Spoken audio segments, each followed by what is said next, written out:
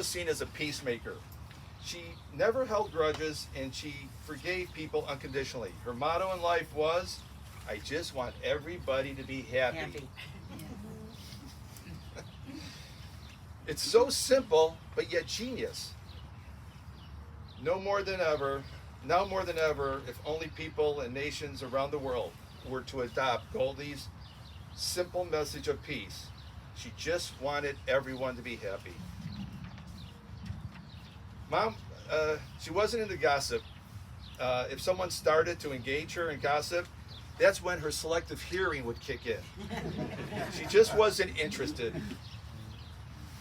And she was certainly put to the test when I was dating Amy, and she wouldn't give away the fact that she knew I was dating one of her dearest classmates, Erin. And that was 9 months until I ultimately proposed to Amy. She knew the stakes were high, but she didn't want to hinder the process, as she later said. Thank you, Mom. Goldie's lifespan is an inspiration. I heard this word mentioned so many times by so many people.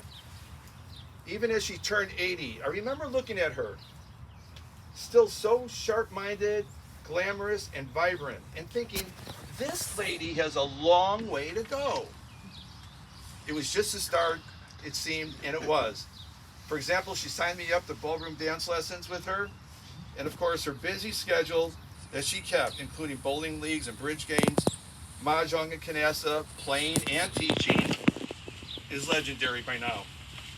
She was an inspiration because of her actions, not because of her words. She knew the power of showing up and being present for loved ones.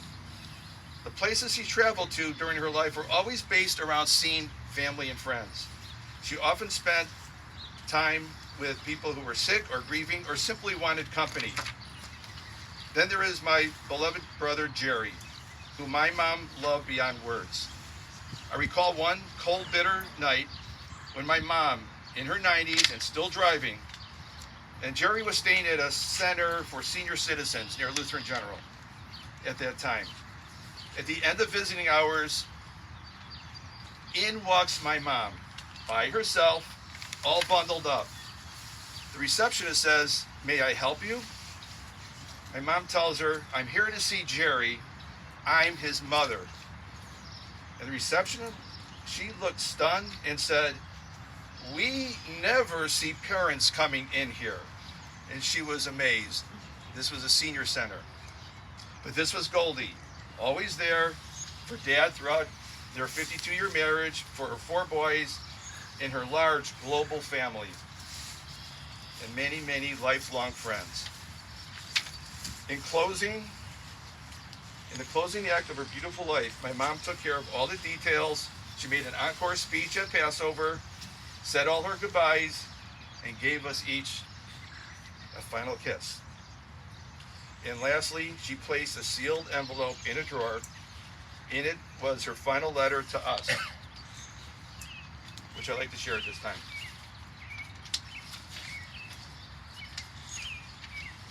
To my dear family and friends, don't be sad. I've had a good life and a long life. I had wonderful parents and great siblings. I had great kids and grandkids, and my bonus great-grandkids and wonderful friends. I was so lucky. I love you all very much. Love, Goldie, Mom, Grandma Goldie, and Great-Grandma Goldie.